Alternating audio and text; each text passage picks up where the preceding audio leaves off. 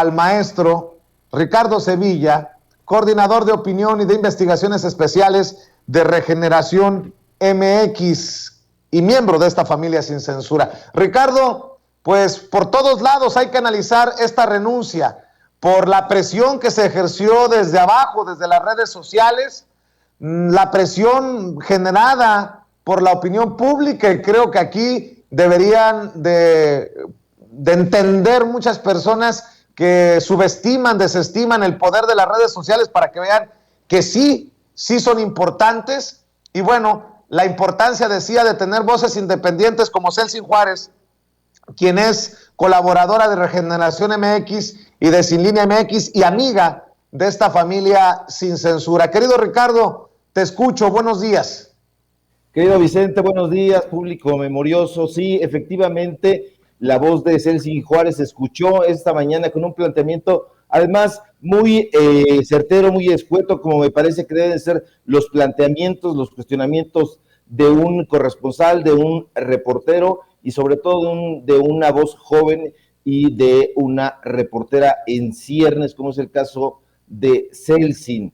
Le pregunta lo que no se atrevieron otros compañeros desde ayer al presidente y que tiene que ver con este tema, pues que va extendiendo sus tentáculos y va develando muchísimas cosas en torno al servicio exterior mexicano, porque no solamente es el tema de Brenda, es el tema de Jorge Fernández, es el tema de este personaje que había permanecido ahí, ahora se sabe, pues durante mucho tiempo, yo diría que trabajando en una operación política, pues con muchísima influencia en el equipo del canciller. Esto me preocupa mucho porque al leer la carta que publica poquito después, minutos de hecho, después del planteamiento que hace Celsin en la mañanera, pues es una carta de renuncia que no guarda ninguna forma, la encuentro incluso un poco desproporcionada, porque es como si presentara una carta de despedida, una carta de renuncia, no a un funcionario con la talla que tiene la investidura del canciller o de la Cancillería de México, sino como pues una carta entre pares, entre cofrades, tutea al canciller, lo cual habla de la cercanía que tenía con él o lo que quiere dar a entender, porque a mí me llama mucho la atención, dice, quiero distraer tu atención para comunicarte, pues bueno, ya me voy. En fin, ahí está la carta para que la vean, pero el contenido de la carta me parece incluso ensobrecido. Me parece ensobrecido porque en ningún momento está asumiendo la responsabilidad que tiene con respecto a todo el escándalo que ha envuelto a la Secretaría de Relaciones Exteriores. En ningún momento hace una reflexión profunda sobre el papel que tiene una agregaduría cultural, el papel que tiene la cultura que debería promoverse en el extranjero sobre México. En ningún momento hace una reflexión sobre los instrumentos fallidos que se aplicaron en el momento de elegir a estos personajes. Aquí hay algo que me preocupa muchísimo y que es, pues, lo que tiene que ver con la ley del Servicio Exterior Mexicano.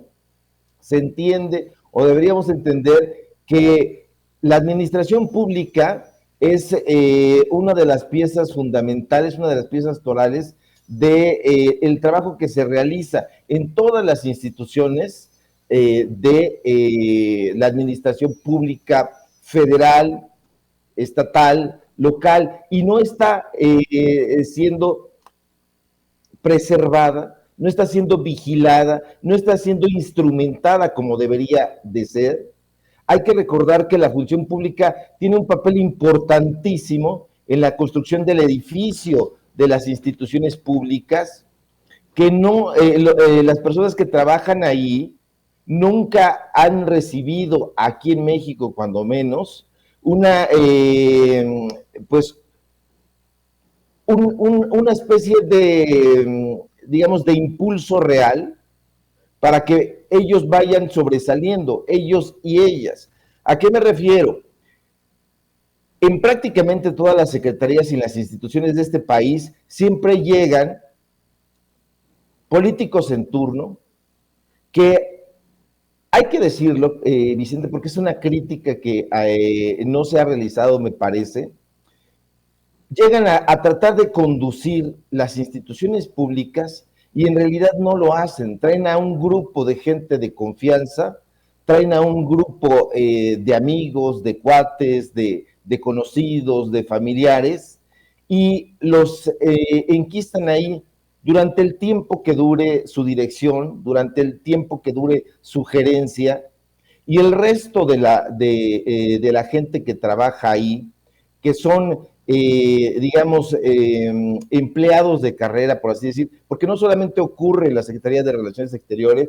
Ayer platicaba yo con el profesor Jesús Almejo sobre este asunto, y a mí me parece muy triste que todo el personal del servicio exterior, toda la gente que trabaja genuinamente, legítimamente, para poder entrar y representar a este país en diferentes instituciones, no esté siendo tomada en cuenta.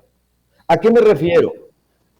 Hay una ley del Servicio Exterior Mexicano que nos dice que los funcionarios, pues, tienen que presentar ciertos exámenes de aptitud, ciertos exámenes psicológicos, psicométricos, y que no fueron aplicados ni en el caso de este director, pues, Márquez, que que era hasta el día de hoy el encargado de elegir a los perfiles. No, fue simple y no se aplicó, simple y sencillamente él dijo: a mí me parece que este perfil es el ideal. Se equivocó con Jorge Fernández, dijo: a mí me parece que en sustitución de este personaje, que además yo acuso de ser misógino, está este otro personaje. Y ese personaje resultó ser Brenda Lozano, que ya se ha hecho aquí el recorrido una y otra vez sobre las opiniones que tiene contra el gobierno que va o iba a representar, ya no sé, y además contra la figura, contra la investidura del presidente. No ha salido a pronunciarse, no ha dicho absolutamente nada, ha hecho mutis. A mí me parece que hay una falla terrible en la instrumentación de las áreas de recursos humanos al interior, no solamente, insisto, de la Secretaría de Gobernación, sino al interior de todas las instituciones. No es posible que llegue un director, un gerente, traiga sus cuates, y el resto de la gente que ha estado trabajando ahí desde hace mucho tiempo, 5, 10, 15, 20 años, su labor en esa institución no sea impulsada adecuadamente.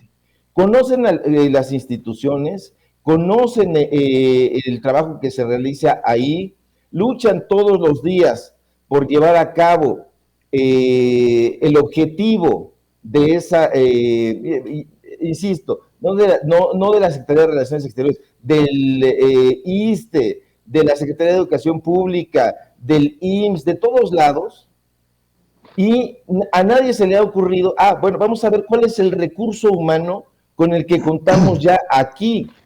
No, echan mano de gente del exterior, le ofrecen un puesto que no se ha ganado, que no ha competido por él, y que no se sabe si tiene las capacidades o las aptitudes para llevarlo a cabo, para llevarlo a buen puerto, Y entonces este tema, me parece que lo comienza a perfilar para meterlo a la discusión.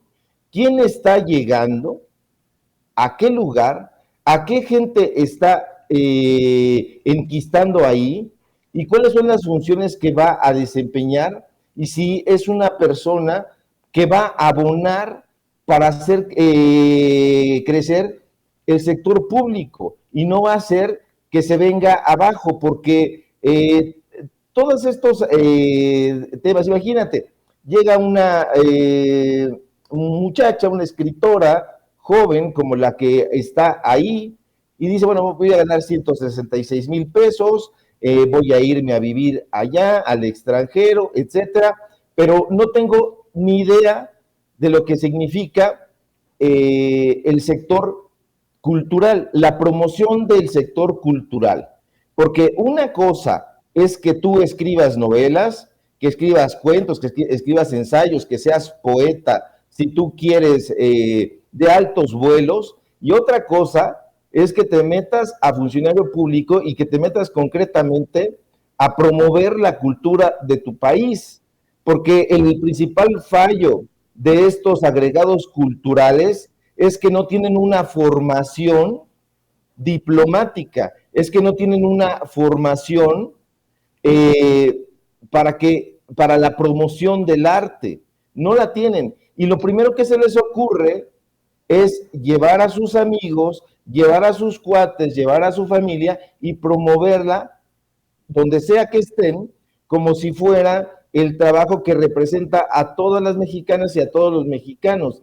Entonces, esto me parece que debe trascender un poco más allá de la renuncia del propio Márquez, de la salida de Jorge E. Fernández, y no sé realmente si esta persona, Brenda Lozano, esté ahí, no vaya a estar, cómo vaya a asumir este trabajo.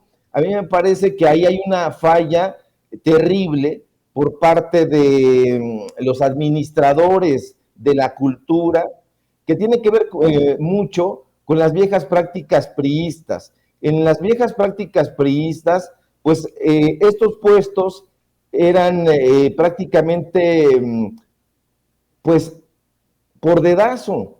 Había un sujeto que se llamaba Gerardo Estrada, todavía anda por ahí, y ese Gerardo Estrada era el que se encargaba de elegir a capricho los perfiles de todas las personas que iban a conformar el servicio exterior en la parte cultural. Y si tú desafiabas a Gerardo Estrada, si tú lo criticabas, si no le cargabas la maleta, si no le llevabas el cafecito, entonces no podías aspirar a tener un puesto en ese sector. Entonces, este tipo de cosas que están ocurriendo en las redes sociales abren una posibilidad muy interesante y por la que hay que continuar luchando para que la elección y el nombramiento en estos puestos no se quede ahí, para que nosotros podamos modernizar el nombramiento de estos puestos. Necesitamos continuar alzando la voz e impulsando este tipo de cuestionamientos, porque además es muy importante que nosotros cuestionemos. ¿A quién estamos cuestionando? No estamos cuestionando a nuestra tía, no estamos cuestionando a nuestra abuelita, estamos cuestionando a un empleado público. A ver, tú, empleado público, estás representando a nuestro país en el extranjero con dinero público, con dinero de nuestros impuestos. ¿Cómo lo estás haciendo? ¿Qué estás instrumentando? No lleves a tus hijos a regodearse en los campos de fútbol comprándoles boletos para que vayan a ver a su ídolo del momento con nuestro dinero. Dinos, por favor, cómo estás llevando a cabo ese cargo público que es una encomienda que nosotros te dimos. En este caso, ¿a quién se la dimos? Pues bueno, al gobierno. Pero en ese, ¿quién se la dio? Pues a estos funcionarios se los eligen ellos. Entre ellos se van eligiendo Entonces, ya estos puestos no pueden continuar siendo venales, es decir, heredados. Esto no puede ser, porque yo creo que en la propia Secretaría de Relaciones Exteriores, la gente que trabaja en las bases y que sin duda debe tener mucho tiempo realizándolo, gestiones culturales, gestiones artísticas, programando eventos de todo tipo, debe estar muy contenta. Debe estar muy contenta porque imagínate, viene alguien, lo meten ahí, no funciona, lo exhiben, y el resto de los empleados, de los funcionarios públicos, dice, se los estamos diciendo, aquí estamos nosotros desde antes de que llegaran estas personas y no nos están volteando a ver. Hay que instrumentar herramientas muy claras en la parte de recursos humanos, en la parte del departamento, de la dirección de personal de las instituciones, para que se hagan pruebas muy rigurosas, como las pruebas que se hacen, por ejemplo, en las instituciones de salud. En las instituciones de salud, si tú eres médico en el IMSS, si tú eres médico en el ISSSTE, pues no puede llegar un hijo de vecina y meterse ahí, simple y sencillamente porque le cayó bien al director en turno o al gerente en turno. No, tiene que tener y probar todas esas capacidades para que le demuestre a la institución que puede ser profesionalmente un empleado público ideal, que comparte los presupuestos de la institución, en este caso que comparte los presupuestos del gobierno federal que va a representar, para que esté ahí. De otra manera no tiene ningún sentido, y es un dislate que se continúen imponiendo estos perfiles que, como ya dijo López Obrador, pues dependían de Héctor Aguilar Camín, dependían de Enrique Krause. Entonces esto ya no puede continuar, querido Vicente, y me parece que estamos en un momento histórico, porque a través de las redes sociales, como tú lo adelantas, pues bueno, vamos a tener la lupa puesta sobre todos los personajes que llegan a ocupar puestos públicos en nombre de las mexicanas y los mexicanos, y que no tienen absolutamente nada que ver con lo que nosotros supondríamos que son. Entonces, creo que esa parte no se ha explorado suficiente. Habría que comenzar a detallarla. Incluso tendríamos que hacer un recorrido por el directorio de las diferentes embajadas,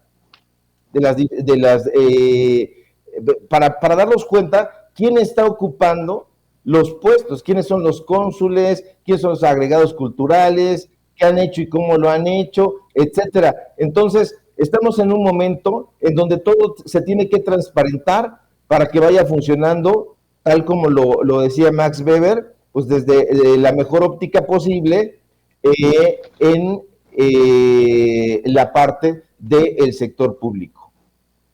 Fíjate, Ricardo,